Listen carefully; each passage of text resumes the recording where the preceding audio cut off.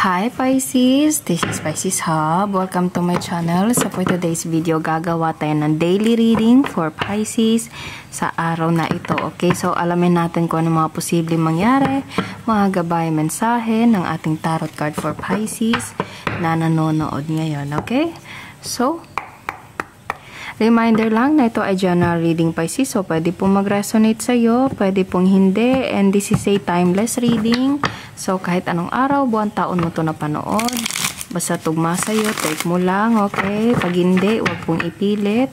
And welcome po ang lahat ng gender, babae, lalaki, LGBT, ay pwede po sa feminine or masculine na energies na lalabas sa ating cards, okay? Kahit kanino, basta tugma, take lang, okay? So, alamin natin kung ano yung mga posibleng mangyari, mga gabay, mensahe ng ating tarot card for Pisces sa araw na napanood niya to. Any messages po for Pisces sa araw na ito, mga gabay, mensahe, mga posibleng mangyari for Pisces sa araw na ito. Oh, there's a Two of Wands. Pwedeng ito ay merong connection sa ibang bansa, Pisces, especially travel, okay, planning. Itong Two of Wands kasi is a plan to travel or plan to yun, have a trip na medyo malayo, okay, kasi Two of Wands, nakikita nyo yan, no? Meron siyang hawak na parang brochure, Pisces, meron siyang hawak na parang about traveling, ayan, no? Travel folio, explore, adventure awaits, okay? So, pwede merong bakasyon, merong something na pagta-travel, okay? Mula sa malayo or papunta sa malayong lugar. Pwede ito ay merong connection sa ibang lugar, sa ibang bansa, sa ibang syudad, sa ibang state, sa ibang city, okay? Whatever, wherever it is, Pisces, kahit sino, kahit ano, kahit saan, basta merong pagpaplanong mag-travel, okay? Lalo na't meron tayo ditong parang globe. Ayan, no? So, posibleng ito ay sa malayong lugar, Pisces. Is either ikaw or you're dealing with someone, okay? And pwedeng you're dealing also with the fire sign, Aries, Leo, Sagittarius. Ano pa? Ano po ito? Ano po itong pagta-travel na ito? Pagpaplanong pag-travel. Okay. Sino po ito? Anong connection nito kay Pisces for this travel? Pisces, kitang-kita nyo yan. Kitang-kita nyo yan. Pwedeng ito ay nasa ibang bansa, nasa ibang syudad na medyo malayo talaga, okay? Kasi meron tayo ditong globe, the world, earth, okay? And yung hawak ng brochure, Pisces, is merong earth. So, posibleng ito ay merong connection sa ibang bansa and traveling. Sa dalawang card na nandito, merong pagta-travel, Pisces. Merong travel, merong paplano, there's a vacation, there's something na travel. Yun, wala akong ibang masabi, Pisces, sa dalawang cards na to, kundi travel. Travel sa malayong lugar, travel sa ibang bansa, travel sa ibang state, travel sa ibang syudad, basta travel, okay? So, it's either ikaw or you're dealing with someone na magta-travel, okay? And there's the lover. So, posibleng ito merong connection sa love, Pisces. It's either kayong dalawa yung magta-travel, okay? Or you are dealing with someone na magta-travel towards you. Or ikaw yung magta-travel towards this person. Napapansin nyo, Pisces, merong isa dito may hawak na brochure. And then, meron silang dalawa dito. Pwedeng magkalayo, pwedeng long distance ito, Pisces. Lalo na't magkaiba kayong lugar, okay? Yung isa nasa taas, yung isa nandito sa kabila, okay? And, napapansin nyo sa pangatlo nating cards, the lover's card, magkahawak na sila ng kamay.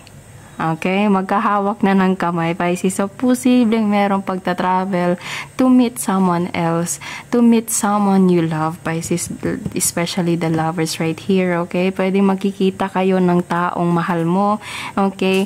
Or posibleng makikita mo doon yung taong para sa'yo sa ibang lugar, okay? Pwedeng ito merong connection sa pag-ibig, pwede din meron itong connection sa pagbabakasyon, okay? Or sa trabaho, pwede din kahit ano, basta meron at merong love. Merong love, Pisces, sa travel na ito. It's either kasama mo na, it's either pupuntahan mo, or dun mo makikilala. Pwede pong ganon, okay? Basta merong distance na magko-close kasi magkikita kayo or magkakasama kayo, Pisces, from this one na nagpaplano dito na medyo magkaiba yung lugar nila, magkaiba yung location nila, and dito magkahawak na ng kamay, Pisces. Okay, napaka-sweet, napakaganda. Okay, pwedeng ito, pwedeng nasa isang long distance relationship ka, Pisces. Okay, and posibleng ikaw siya yung planong magta-travel towards you, or kayong dalawa, meron na kayong mga plano for this traveling right here. Okay, napakaganda. So, ano pa? Isang card. Dahang 1. So, yes, pwedeng ito ay plano pa lang, Pisces, okay? Or pwedeng meron na mga plano, meron na mga date, okay? Pero kailangan mo nang maghintay. Andun yung patience, andun yung paghihintay, Pisces, before kayo magkita, okay? Or before yung trip nyong dalawa. Pwede pong ganun, okay? Especially this the Hanged One.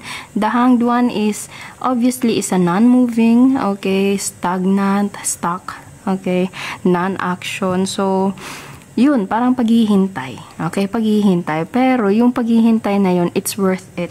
Sobrang worth it yun sa planong pagta-travel na ito. Lalo na't makakasama mo itong mahal mo. Lalo na't magkikita kayo na taong mahal mo, or makikita mo doon yung taong mamahalin mo, Pisces, or mamahalin ka.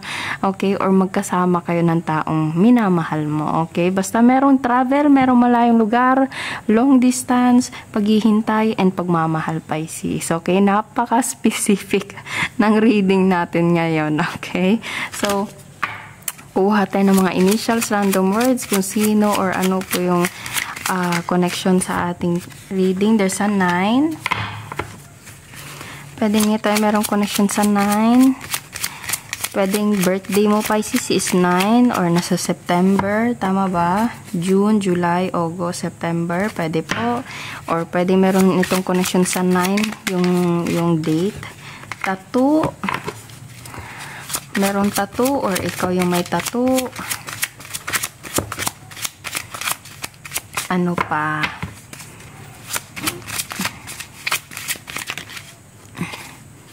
You.